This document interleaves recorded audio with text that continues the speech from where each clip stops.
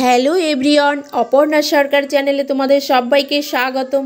আজকে এসেছি আমি সম্পূর্ণ নতুন ধরনের একটা রেসিপি নিয়ে। আজকের রেসিপিটা হচ্ছে কাঁঠালের এঁচোড়ের সঙ্গে মাংস দিয়ে রান্না হবে। তো আজকের এই এঁচোড়টা রান্না করতে কি কি রেসিপি লাগবে সেটা দেখো।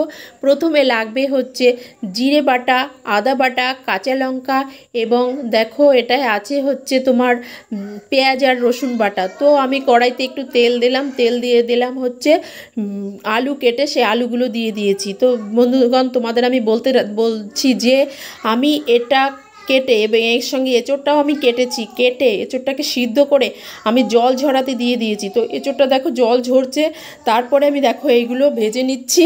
আগে এইগুলো ভেজে নিলাম। তো এখানে আলুর সঙ্গে আমি দেব লবণ আর হলুদ, এই দুটো জিনিস দিয়ে আমি সুন্দরভাবে এটাকে ভালো করে কষাবো এবং নেড়ে চেড়ে নেব যাতে এটা ধরে না যায়। যদি নিচে ধরে যায়, পুড়ে যায় আলুটা, তাহলে খেতে ভালো লাগবে না। তার জন্য যেটা পুড়ে না যায় তার জন্য আমি নেড়ে চেড়ে সুন্দরভাবে নাড়াচাড়া দিয়ে নেব। দেখো আমার নাড়াচাড়া দেওয়াটা হয়ে গেছে। তো আমার আলুটা কষানো হয়ে গেছে। তো আমি আর নতুন করে তেল দেব না, আমি এই তেলেই আমি যে এঁচোড়টা রেখেছিলাম সেই এঁচোড়টা এই তেলেই দিয়ে দেবো।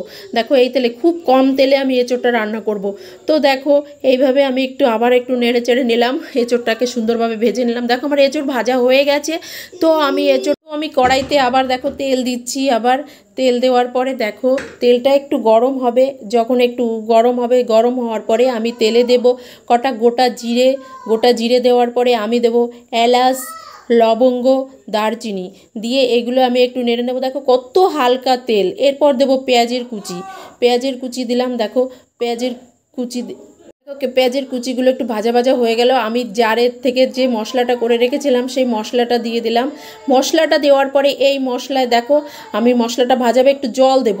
তো জল দেওয়ার পরে দেখো জল দিয়ে ভাজা হচ্ছে, আমি দিলাম হলুদ, দিলাম লবণ, দিলাম। এবার দেখো এখানে দেব একটি কাশ্মীরি লঙ্কা না দিলে কালার আসবে না, তার জন্য আমি কাশ্মীরি লঙ্কা দেবো। দেখো আমার মশলা প্রায় হয়ে গেছে।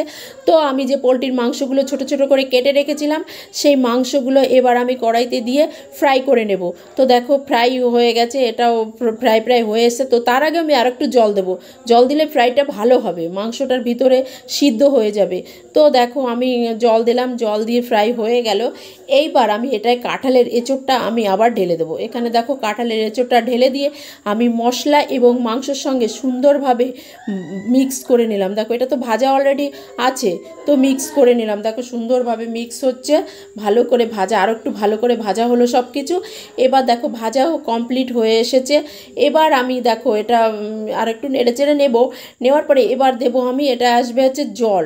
হ্যাঁ দেখো আমি পরিমাণ মতো জল দিয়ে দেবো, এটাই পরিমাণ মতো জল দিয়ে দেবো। আমি খুব বেশি জল দেবো না, এটা তো গ্যাসে রান্না করছি। আমি যদি উনুনে কাঠে রান্না করতাম তো আমি বেশি করে জল দিতে পারতাম। তো আমি গ্যাসে রান্না করছি, খুব বেশি জল আমি দেবো না, স্বাভাবিক পরিমাণে একটা জল দেবো। তো আমি জল দিয়ে দিয়েছি। তো তোমরা তোমাদের পরিমাণ মতো দেবে, সব কিছুই তোমাদের পরিমাণ মতো দেবে, যতটা তোমরা নেবে তো ততটাই তোমরা জল দেবে সেই পরিমাণ মতো। আমি আমার পরিমাণ মতো দিয়ে দিয়েছি। দেখো জল দেওয়া হয়ে গেছে। তো দেখো এবার এঁচোড় মাংস রান্না প্রায় হয়ে এসেছে। দেখো প্রায় হয়ে এসেছে। দেখো এবার আমার দেবো হচ্ছে গরম মশলা। দেখো গরম মশলা দেওয়া হয়ে গেল, মানে কি মেনুর শেষ দিকে, রান্না প্রায় শেষ দিকে। দেখো গরম মশলা দেওয়া হয়ে গেছে।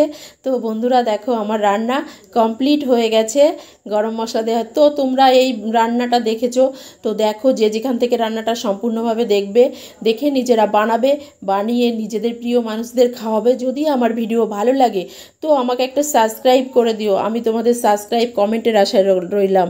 আবার নতুন কোনো ভিডিও নিয়ে তোমাদের সামনে হাজির হব। Tata, bye bye.